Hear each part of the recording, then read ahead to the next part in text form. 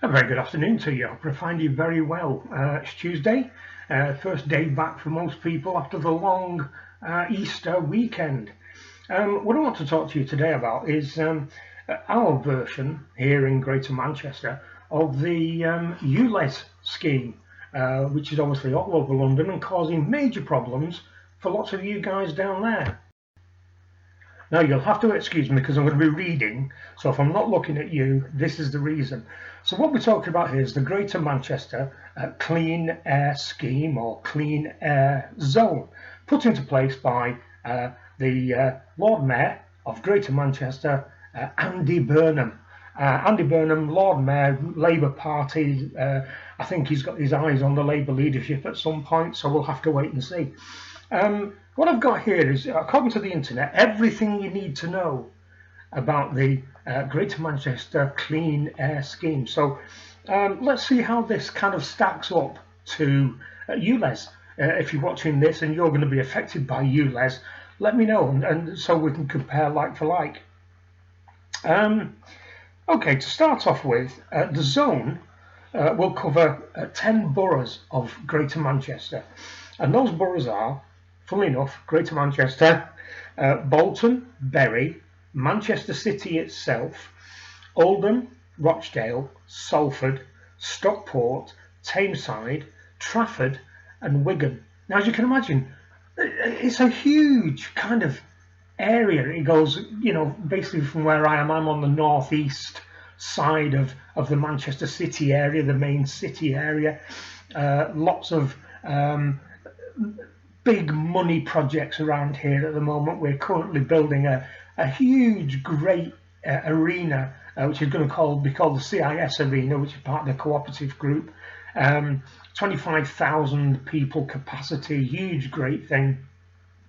There's a big extension to Manchester City's football ground, the Etihad Stadium, which is on the same kind of area as the arena I've just been talked about. So huge amounts of money being pumped in to the east side. So therefore we've got lots and lots of traffic and transport coming in here right now. So lots of money for the Clean Air Scheme. Now they give me a map here, but basically it's very, very poor quality. It's actually pointless me showing it to you, but I'll just carry on. It says here, when will it operate? Big bold letters. It will operate 24 hours a day. So it doesn't matter whether you think, I know what I'll do. I'll go into Manchester in the deep darkness in my truck, and I'll park up, ready for my 6 o'clock or my 7 o'clock delivery slot. No, it's not going to matter. What would the charges be? Here we go. This is what we're all interested in. Heavy goods vehicles, £60 a day. £60. Buses, £80 a day. Coaches, £60 a day. Light vans and goods vehicles, £10 a day. Minibuses, £10 a day. Hackney carriages and private hire vehicles, £7.50 a day from the 30th of May 2022. So what, 7 months ago, 8 months ago maybe. Motorhomes and camper vans. This is an interesting one. The daily charge and date of introduction will depend on the tax class of the vehicle. So I guess that's kind of about how old it is, how many axles it has, so on. From we know full well there's some really big motorhomes these days. I know we don't get the big RVs that they have in America, but that's some sizable ones. Then you get the little notification. We can check whether your vehicle is affected by clicking here, so you can go on there, and no doubt very much like the ULEZ, because I've done it myself because I'm heading down into London later this year. So I've checked, and you put your registration plate in, I guess, and that will tell you whether you're compliant or not. It says, and who will have to pay? Vehicles that do not meet the emissions standards. So I guess just the same as the ULEZ. Private cars, motorbikes and mopeds, are you ready for this, London, will not be affected. Sorry. But it does seem that here in Manchester, the only good people who are going to get a kicking are the people who depend on their cars and vans and buses and coaches to make a living. And I know that's the same as in London. I appreciate that. But it appears that, just reading this, it doesn't matter what car you've got, doesn't matter whether it's petrol, doesn't matter whether it's diesel, doesn't matter whether it's an EV, it doesn't matter if it's an age. According to this, you'll not be affected. So is that a fairer way of doing it? Is that what the little man, Mr. Khan, should be doing in London?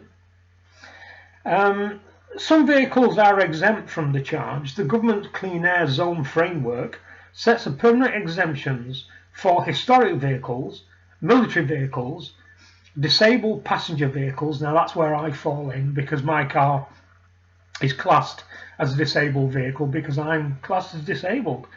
And specialist emergency service vehicles. Well, I'm guessing no one would expect police, fire and ambulance to have to pay. I mean, that makes absolutely no sense whatsoever. So it appears that, certainly on the surface of it, our clean air scheme, although it's very, very big and quite expansive now, is a little bit fairer, that people who just use their cars to go to work and come home from work, or go out for the day and come home from being away in the day, won't have to pay.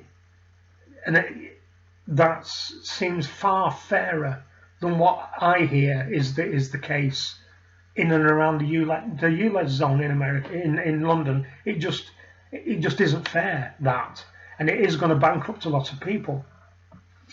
It goes on to say here, how do you pay? Well, all the usual ways you can pay. You can pay by going into the council offices, or you can have an app, or you can pay up front over the phone.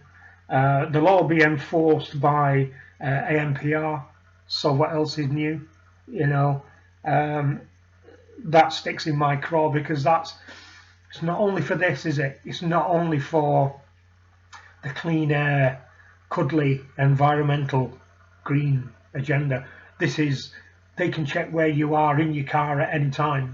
That's the thing to worry about.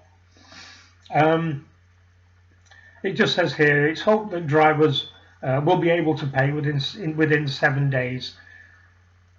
Well, yeah, I mean, I suppose, but this is probably, if you're a self-employed plumber, let's say, and you've had a particularly bad week, and you're caught, and it's 60 quid plus your fine, let's say, how are you going to do that? Because most people are going to put their family and the family's needs first. Surely, it's a bit of a paradox, isn't it? What do? Do you pay your fine so that you're clear and you can use your vehicle again without any problems, and you're not going to end up in court, or the bailiffs are not going to end up knocking, or do you buy food? It's like that. I think, looking at this, it seems that Manchester Council have every aim to make this as big as Andy Burnham's reign is, as far as the whole of Greater Manchester, which is now Manchester is becoming this leviathan.